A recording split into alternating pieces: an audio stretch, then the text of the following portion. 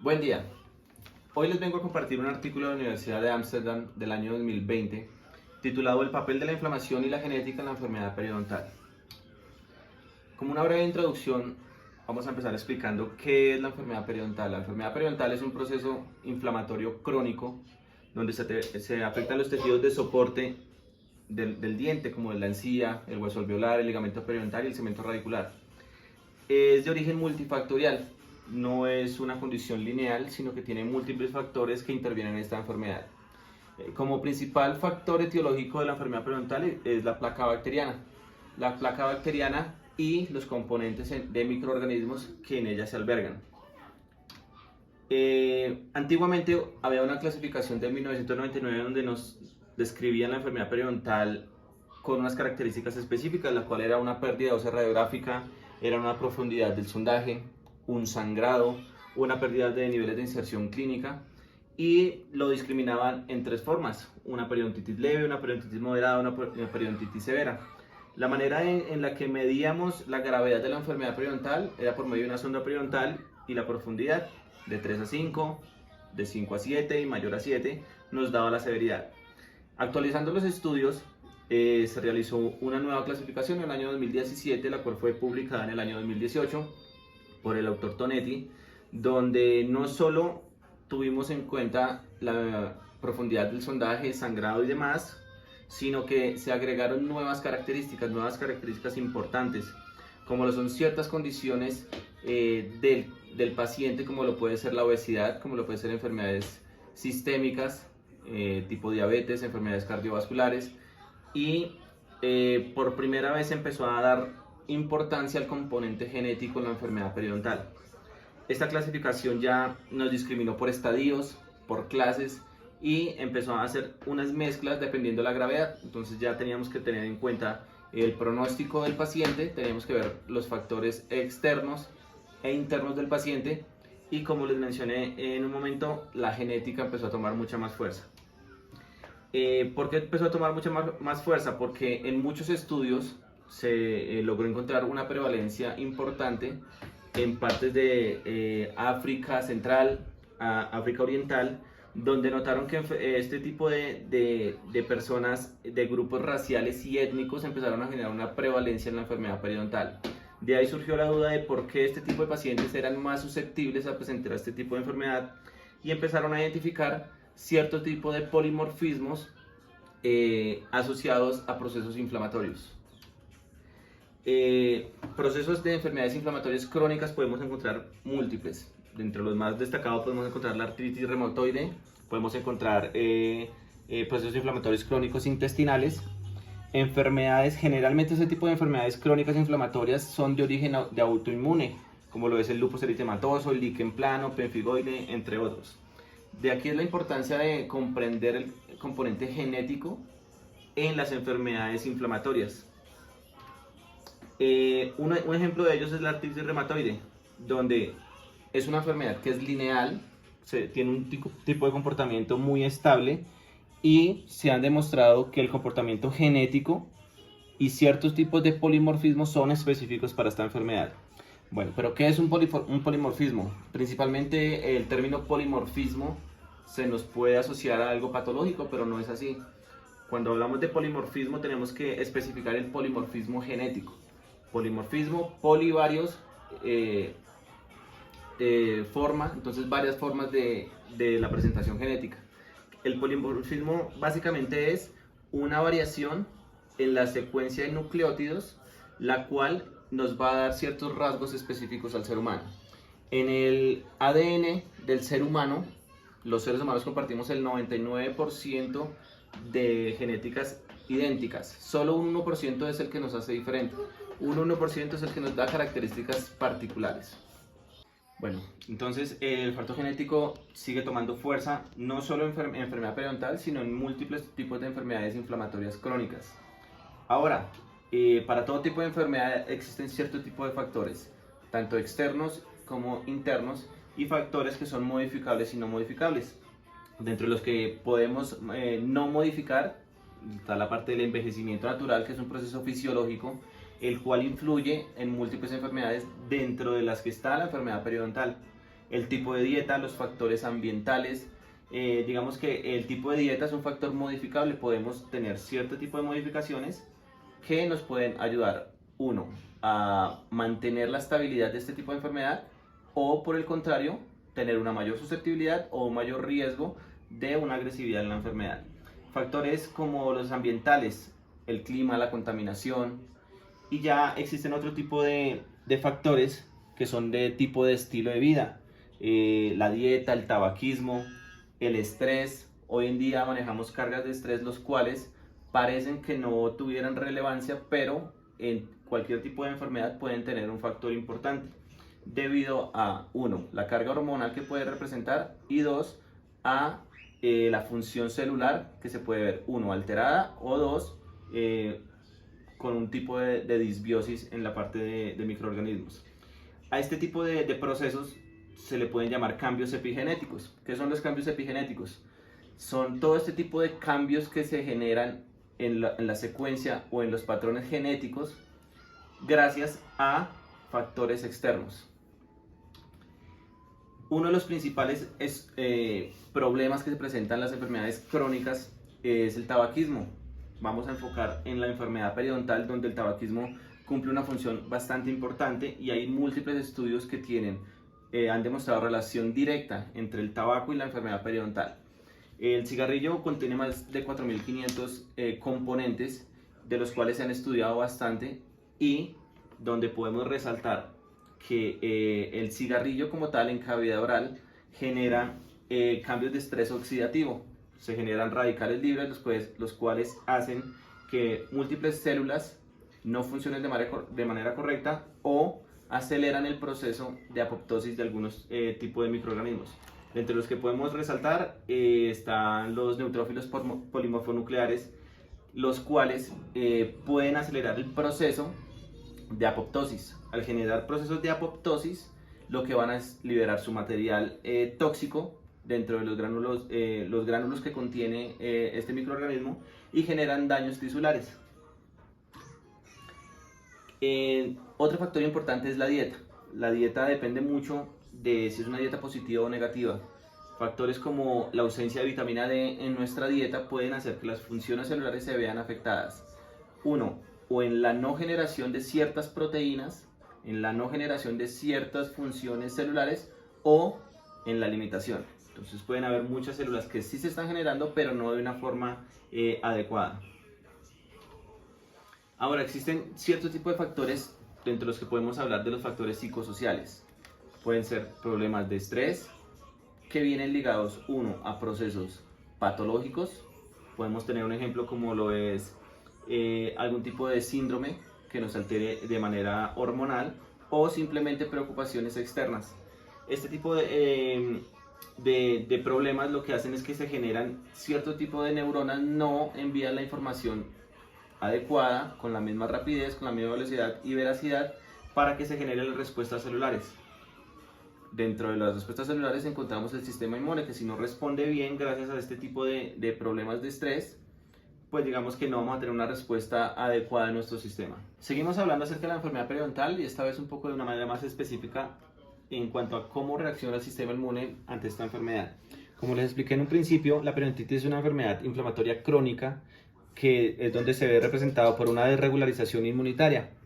Este tipo de patologías tienen un tipo de característica. La enfermedad periodontal tiene una característica particular, y es que en el tiempo pueden haber brotes altos, donde se genera más susceptibilidad de enfermedad periodontal o un progreso mucho mayor, o brotes simplemente de estabilidad, aún así teniendo una carga bacteriana activa, pero se puede generar una estabilidad en este tipo de patologías. Principalmente, ¿qué es lo que vamos a ver? Una disbiosis en cuanto a los microorganismos en cavidad oral. Una vez haya una disbiosis, pues se van a empezar a generar microambientes específicos para los periodontopatógenos. Recordemos que en cavidad oral existen múltiples tipos de microorganismos, las cuales se han clasificado por colores y por relevancia.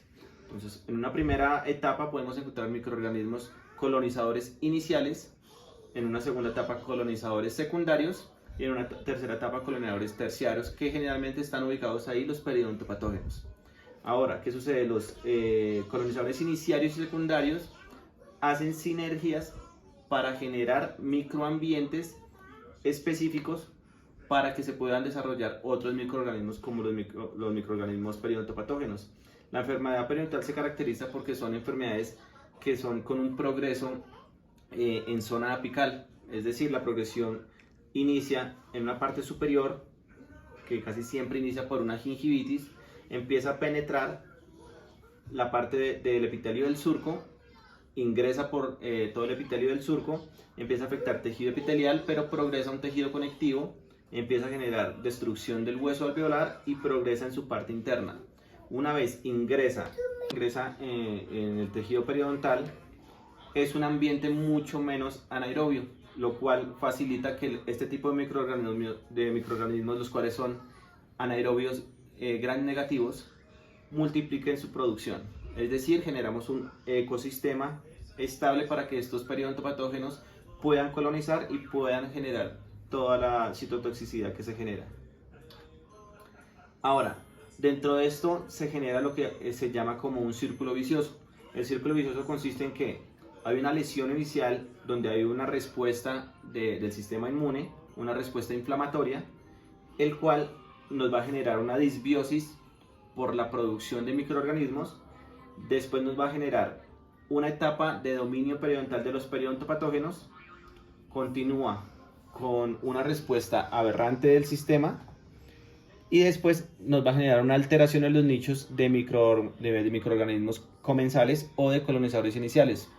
Si se alteran los colonizadores iniciales, va a dar pie a que haya generación de nuevos colonizadores, es decir, los colonizadores secundarios o terciarios. Es de ahí donde se llama el círculo vicioso, porque desencadena una y otra vez este proceso inflamatorio. Este círculo vicioso es representado y se puede explicar de una manera un poco más sencilla, y es que las 24 horas del día nuestro cuerpo tiene activo el sistema inmune, tiene activo microorganismos intentando progresar, tiene activo procesos inflamatorios y tiene activo procesos de respuesta inmunitaria. Siempre van a estar ahí y vamos a generar una homeostasis en este proceso. Una vez se rompe la homeostasis, ya podemos hablar de una patología como tal. Ahora, ¿cuál es la respuesta aberrante del huésped en la periodontitis? Digamos que principalmente nos hablaba el artículo acerca de los neutrófilos polimorfonucleares. Este tipo de célula es una célula de defensa del grupo de los granulocitos. Quiere decir que dentro de ellas hay este tipo de granulocitos, los cuales son tóxicos, porque es una manera de defender el cuerpo. Este tipo de neutrófilos están asociados directamente con todos los procesos inflamatorios.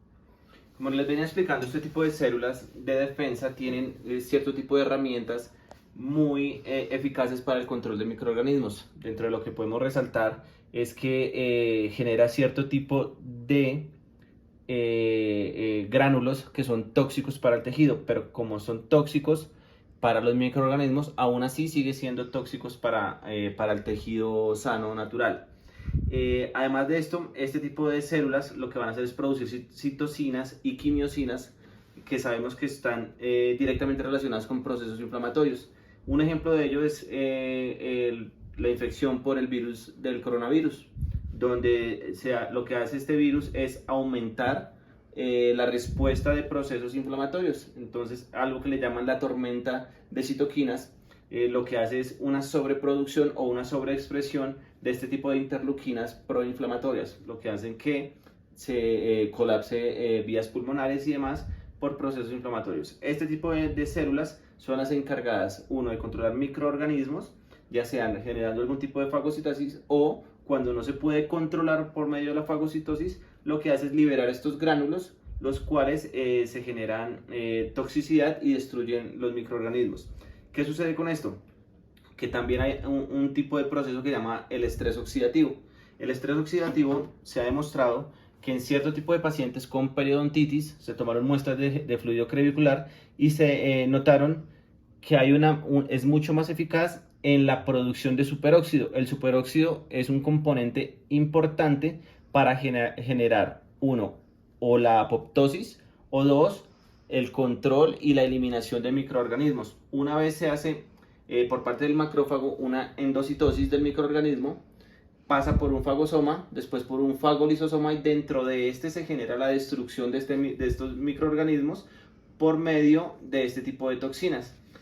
Cuando hay una sobreexpresión o no están cumpliendo una función específica, se genera un aumento del superóxido, lo que hace que esta célula se genere una apoptosis. Al generar una apoptosis del neutrófilo, lo que va a hacer es liberar sus granulocitos, generando destrucción no solo de los microorganismos, sino de tejidos sanos.